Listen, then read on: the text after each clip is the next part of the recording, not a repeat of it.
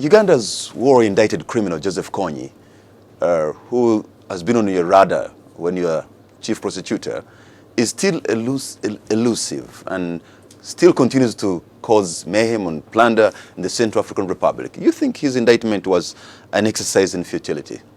How you can tell me that? Look, when I was indicting Joseph Kony, he was terrorizing Northern Uganda.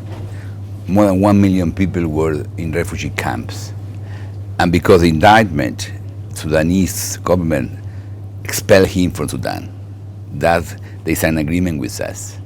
So Uganda is in peace, in part, because of the Kony arrest warrant. Then the problem is Kony is still terrorizing Central African Republic. That's why it's good to check him. But I'm here because the conflict did not, the worst part of the conflict stopped, but the kids abducted are still suffering, and the community in Northern Uganda is still suffering. And I like to see if we can help. I always believe justice is not just putting people in jail, justice is helping the victims. And I will tell you, I feel proud that we help Northern Ugandans removing Kony, helping to remove Kony. But also now, I like to see if we can do more, helping people in Northern Uganda to be educated, to receive education. That's why I'm here.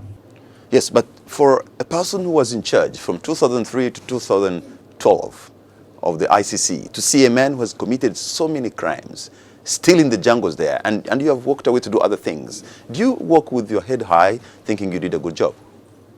But it's funny, prosecutors are presenting cases for the judges. We are not police, we are not army. We need army and police arresting people. So that's normal. But yes, if you think in Northern Uganda, it's a region that we can obviously see a change.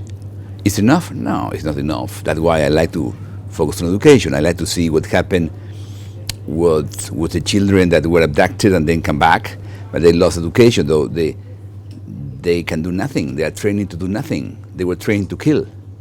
So I like to see how we can help the girls. The girls were victims when they were abducted.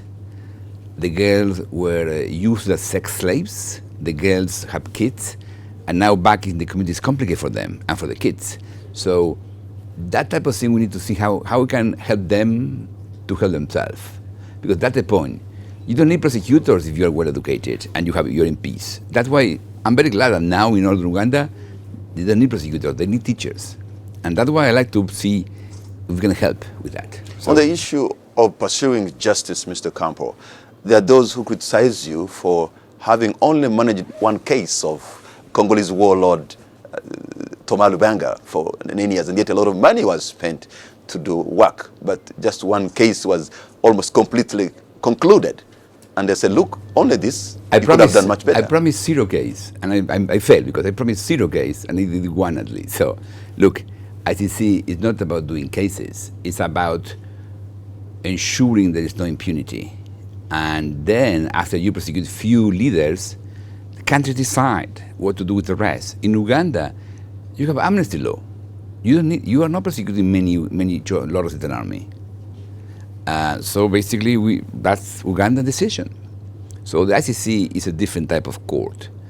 It's not about numbers, it's about impact. And the impact in Northern Uganda is huge. There were 1.1 million people displaced, none now. And of course, it's not just ICC.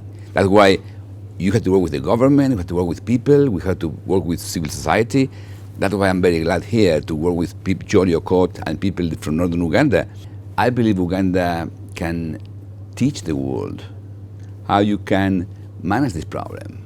And I like that. We need Ugandan people showing to the rest of the world how they manage together, how they were helping each other. Because Uganda has a lot of solidarity. People here in Uganda are proud to protect their families. We like to show that and to learn from that. And I think that's something I would like to export. So, for example, you have people who have lived in a camp for about 20 years. They Yes. have lost, they don't know how to do agriculture, they know nothing. So Yeah. what you and your partners can really do to help such a people, first of all, understand, to go back the basics of doing basic agriculture, for example, because they never did it. Exactly, you're right. That's one of the problems, because that was the impact of these crimes. But of course, I cannot teach them how to to farm. They know more than me than how to farm. But they will explain to me what they need, and we can see how we can combine efforts. That's all the concept. I came here to listen, to see what's happening with the families that you say, now my kids don't know how to farm. Okay, how can I help you? What do you need? And then try to figure how we can help people each other. How we can help people to help themselves, basically. That's all the concept. During a time of prostitution, you focused only looking to punish the poor third African countries. When other crimes were being committed during your crimes in Afghanistan, in Iraq, and other places, you also kept an eye on the other side. I never punished an African country. I tried to prosecute individuals who committing crime. That's what we do. And of course, when I am from South America, we were colonies too. So I understand the feeling of disrespect for self-determination. And that's why if you read, some people was attacking me because I was inviting President Museveni to refer the case. Yes, I respect national leaders, and I work with them. And Uganda is a good example. And many times we have different opinions, but we keep working together.